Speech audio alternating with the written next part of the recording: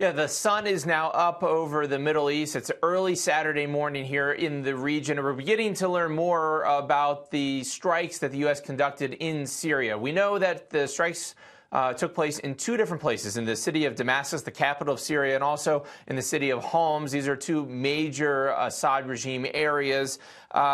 Already, pro-government supporters are in the streets in Damascus cheering and celebrating for the Assad regime.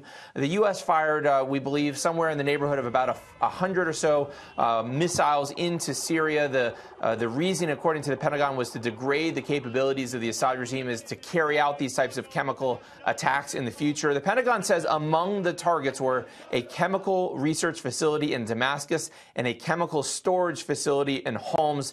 But the Pentagon did not target any Syrian or Russian air capabilities. This is something that they did last year when they carried out a strike. They took out a runway and some air capabilities of the Syrian government. This is important because most analysts believe the most effective way to carry out and to prevent any chemical attacks in the future would be to essentially attack the Assad regime's air power capabilities.